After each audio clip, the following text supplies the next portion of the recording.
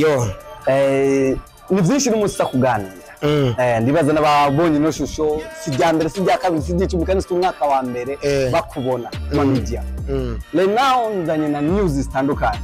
ariko nashaka kumenya koresha umwanya amakuru yawe y'ino misi bonje neza okay kuba tamuzi cyane koresha umwanya birenze urugero numwe mu bantu bahambaye cyane ku bintu by'imbuga novuga ko ubu amaze kuba yafashe n'akarere ko muri East Africa mu bihugu ndi mu kwita general yakoresha umwanya strategy nyaba kukoresha kubera ko umuhagaze uri up buri mwanya ari indirimbo ya Diamond nigeze gukunda kera yavuga atawaze samani walishasimaga kazi na dawa kazi na dawa Jenali arakani kari nyuma kabinire niwe ucurondera kungere rega mani bisanzwe entertainment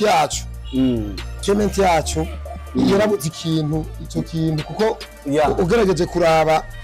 abaririmbyi benshi bahitinze cyane uravye nka ba Black G uravye nka ba Yoya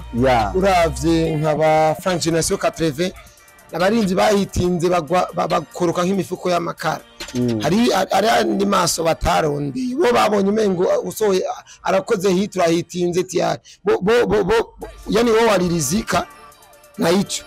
ariko mu bisanzwe hari ukungene bari gutezwa gutsindagira ico bita gutsindagira jisho rya gatatu kugira ugume uri uhagaze bwuma man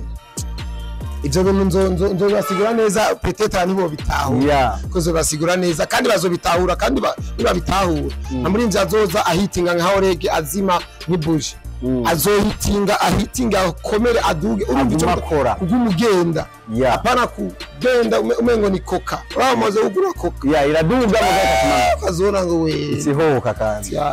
rero ivyo bintu bazobimenya bukebuke kandi babitahura bazobona impact yavyo reka tuyage kuri kinacho koresha umwanya n'umufana cyane wa Flambeau du Centre wakiriye gute resultat zajari baduhaye rouge muri 66 minutes urumva ujya no mu gitoko dukina nawe ukomeye yego urumva ivyo mani mudakwiye urumva neza ni mukwiye nyene hariho izindi elema hari igihande kiba kiri vide urumva rero niyo mpamvu twatsinzwe turavamo ariko Flambeau du Centre n'umugwi wa mbere mu Burundi umaze kwerekana neza na neza yuko ufise ububasha bwo guhangana n'imigwi mpuzamakungu ego reka tugere kuri kinacho cha Satbi turebe kuri post wa post ndajari waravuze kuri bimwe mu majamba amwe Satbi yigeze gupostinga avuga yuko team Satura aribo bamibiza imbuga no bamibimbuga nivyo now uturafata ifoto muri kumwe na Satbi kera bijya byerekana yuko koresha umwanya yatanguye kare ava kera okay kubera iki koresha umwanya kubwiwe tudakunze kubona atarurumba cyane nk'abandi kururumba gute kwaka cyane kuduga cyane kuduga cyane oya je ndaduje bo mu bisanzwe icyo umuntu ahereje agaciro nico arondeye basi nicabona yego urabona je ndondeye ko yuko atabirenze none urabona ko atabirenze nye ariko mani jewe je entertainment ndayifatanya na famille urumva inguvu zanje ukunge ndazipartage entertainment ndayifatanya na famille burya ibintu biragoye cyane gukora nka jewe mfise n'umuryango biragoye cyane rero je kururumba sinzi nyene no bivuga sa jembona nkora kandi bikwiye rero umuntu abona yuko noba ndurubeya arabibona umuntu arondera yuko narurubeya navyo narabibona urumva jewe norohereza buri muntu wese uko no mpamvu ari amakomantere abantu benshi bahora banduka nyene nkabitahura kubehera jewe nije nagwaye urusha gukunduka reka nije nakwiyeretse urumva mbwira icyo ushatse rero urumva urabire kuri we ni muri demokrasi tuza kuri kinacho koresha umwanya dushaka dutahure koresha umwanya yakira comment zya comment azakira gute zya comment ya posting ibintu bijanye na politique cyane ku Rwanda zya commentaire wewe ntabwo zigutera ubwoba zya commentaire z'abantu bandika nizi n'ubwoba gute nteje no gubwo na commentaire n'urusoro commentaire kintu ushobora gufuta yashobora no kucifutira cyangwa posting nkayifuta urumva ibintu je banzi yuko commentaire itegezwa kandi umuntu posting anabone commentaire buryo ibintu biranabishe urazi ko tuzora twikora n'ama stress kubera ama commentaire gusa ukavuga ati ngira posting akanume nditwengere gana jarige mbonshaka kwitwengera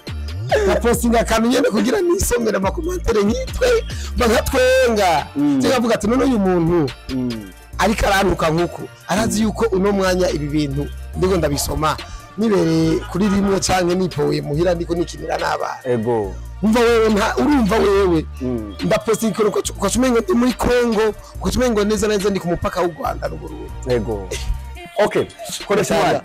dushaka kumenya insiguro y'ijya post washize kuri Facebook yawe page ya Facebook yawe ivuga kuri Landry Promoter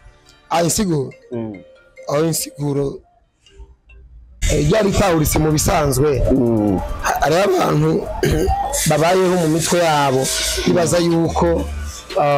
ari bimana cyane ari abantu mengo barahejeje mu bisanzwe Man Entertainment sikungene yubatse sikungene yubatse ari n'abantu basuzugura ba petit ngo baracari bato ejo kazona murareha ejo kazona muri kumwe muri kuri meme niveau uri kura mubazwa aho uri kandi waramugaye ubona umengo wewe urakaze urakomeye Landry Landry petit frère kandi je burya ndanamukunda cyane kuko arakaze ariko ari amajambo rero langaje zimwe kwiye guhindura agakora ibikorwa burya Landry Entertainment akuriye benshi hari isi imukeneye burya nashobora gukora nk'ubu dufate tuko turakora igano nkuko ibi bintu Landry babirenge izina Landry nivyo amaze gukora nta kwiye kugaruka akora ibi bintu araka microphone n'agakamera ko kwe kugaruka akora ibintu biri professionnel birenze cyane kugira habure basabo bandi bo mu bindi bihugu kwere izina giwe riri mu Rwanda ririyo ribaza na Tanzania ribaza mu bindi bihugu ni Buraya ririyo izina Landry baramuzi ariko ategezwa gukora ino yani kwiya betting akaza ameze nk'uyindi image y'umuntu avuga ati kweri iyi ni comeback ariko akazana amakamba gaterana ubwoba abantu ngo sinigera nanigwa ngo kunukungwa abarenje barabuza bavugira bakivugira kuri za microphone umufatiye bro ibyo bintu urabona yuko tukiye guhanurana nitwo kubana tubisabirako karinda nabisaba je ndabivuze ariko nta buryo mfise nimba ari je yateguye cyo nta buryo mfise bwo kuca ndamwemeza kuko ari umuntu ashobora kucambwira ngo basingura mukorera ivyo bintu wewe ngo ukwamushija ni hagire basi mu diaspora cyangwa mu kwizatunga cyangwa umukire amushira iyo mitahe ya betting aze nk'undi muntu muri imvyinjire muri studio biya bahera kuri ba Dramatina ba Kiriku na ba Daboje na ba Satbi aze mu yindi image aze muri studio ubona neza ko ari ikintu kinini urumva akagaruka kuri ibi bintu nko kunye bro ibintu nabyo bitandukanye na bya bindi byabayimbwa abantu bifatira bwabo mikro bwabo no telefone ibi naho bitandukaniye kumva no gutanga message ariko hariho update kanaka ikigewe muri entertainment kandi icyo kintu kugitahura mu bisanzwe ni nk'itegeko ariko ndakubaze Landry nimba atari gihimbitse yarabaye umwe mu bantu bawe yarigeze ko umuntu mu bantu bawe bahafi oya Jenny na family nayo mushize ku mbuga cyamurondeye wenye n'ubwite muganire nawe ajya niho mvugira Jenny mvugira niho mfise ijambo ivyabwite navyo urazi ikintu bintwara intwara ama déplacement umwanya kumva ari ikintu nabitegura kumubwira tubonanye kacangurira nk'ibintu kazusanga cyago kirahindukiye ariko hajyanye n'imyifise inspiration niho ntangira message okay reka tubandanye ndakubaza kuri ikintu kijanye hari conflict igeze kuba iri hagati ya wewe n'umuntu araha mugabo inde Chimamanda Moses maybe yo yararangiye mugabo hari rimwe gacamwo mwabirangije gute twabirangije kwere ibintu bavuga ngo gahuzo nimba ariko ariko umukingo kamisurwa mu muryango ya byarereye kumvuga birira kumbuga birangira ibyararangiye cyane ndarabaye n'umujama zaranancorera ahubwo nakiherutse kuncorera baruko naranancorera ahubwo nakiherutse kuncorera kwera umengo zaranancorera ahubwo natandukanye ku mbuga posting muri zaranancorera ahubwo nakiherutse Okay, reka tubere nk'abagenda kurangiza ikiganiro. Ariko tutararangiza. Turifuza kumenya. Chimamanda wo muri 2026. Zaranancorera ahubwo nakiherutse. Nako koresha umwanya muri 2026. Bavuga koresha umwanya wawe. Ivyo ni bya bindi bandi byo kwirata. Zaranancorera. Ivyo bintu mani ivyo bintu. Jenze ngaho ndabiratse ngo nzobe ngeze ibintu. Zaranancorera urabona jewe. Jabarundi cyo gusa ndabakeneye. Ukunyene bariko barashikira ahubwo nakiherutse. Nibakomeze. Ko babona yuko ivyacu bikaze. Zaranancorera ahubwo nakiherutse. Nayo 2026, 27, 28, zaranancorera ndagenda ubu je ndacari mu sivyo ndiko nagenda ubu jewe kuri zaranancorera turacari ko gushika umwuka wa nyuma rero update zizoza bazozibona ahubwo nakiherutse ivyo bazokenera bazobyiyumviro vyabo tuzobikorera ko by'abantu ahubwo nakiherutse bitabaye ngombwa naho nta kundi yere bizocaho byoci zaranancorera ahubwo nakiherutse ndagushimiye cyane ku mwanya mukomeze kandi bari umuntu wa mbere unakiye zaranancorera ahubwo nakabujumbu ngwinyanza rake sisi ngwinyanza zaranancorera ahubwo nakoze kwakira mbe inyanza